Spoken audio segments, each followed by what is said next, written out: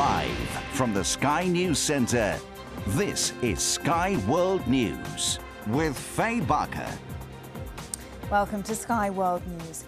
Today, campaigners around the world are marking the 12th year in imprisonment of pro-democracy leader Aung San Suu Kyi. Protests will be held outside the Chinese embassies of 12 countries. It's also now more than a month since tens of thousands of activists took to the streets of Burma, led by many of the country's Buddhist monks. The Burmese military junta brutally cracked down on the protesters, imposed curfews and jailed nearly 3,000 people. And it's now back in full control. Sky's Nick Ludlam went undercover in Burma to find out what life is like now.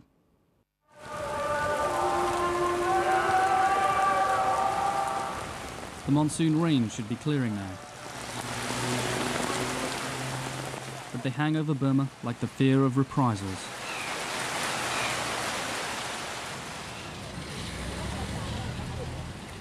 The spotlight of international attention is already fading, as is the hope that the regime will finally fulfill the promises it never has in the past. But while the world talks, all they can do is wait and pray they won't be dragged from their beds at night. Life may have returned to the streets of Yangon, but under the surface there still lies a deep sense of frustration, anger and fear. Last month's protests were in open defiance of the military rulers. Thousands of people took to the streets. They were following monks who were revered by all, even the generals. As many as 2,000 are still being held by the army. Torture and death is standard practice for a military whose goal is to terrorize the people into submission.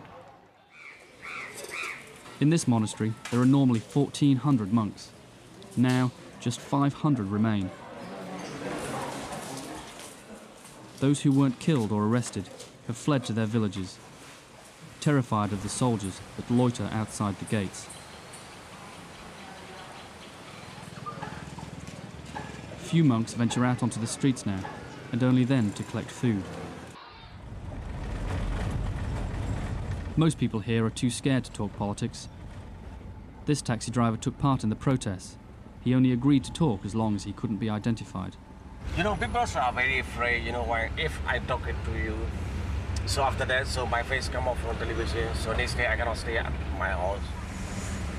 We had to move repeatedly each time anyone approached. This guy is maybe something, yeah. So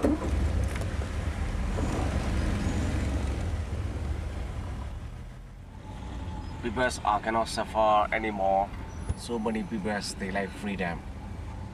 But freedom means so not for happy, not for make happy. So freedom means so we can walk.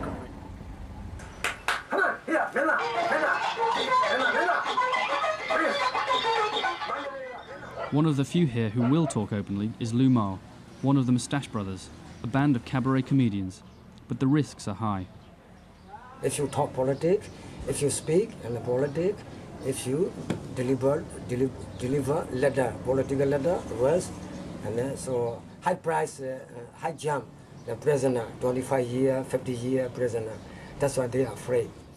His brother, Papa Lay, took part in the demonstrations.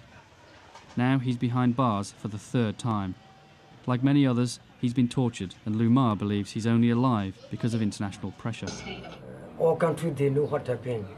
All countries, Europe, US, British, Australia, and Burma, and the people want to get democracy, want to get freedom. They know. That's why the people never give up hope. One day. Since the protests that were brutally crushed in 1988, there have been some signs of change. The border with China was opened. Oil, gas, gems and teak flooded out. Trade that has only benefited the military elite. International sanctions mean little here. And there's scant incentive for China to change the status quo. Most still live in grinding poverty, on less than $1 a day. That's enough to buy food, but little else. Usually bustling, the famous Shwedagon Pagoda, a central point in the protests, is now almost deserted. At the entrance, a stark warning of what happens to anyone that steps out of line. 1 month on, the generals are back in control. But there is still a sense of optimism that the streets were taken back, even if for a little while.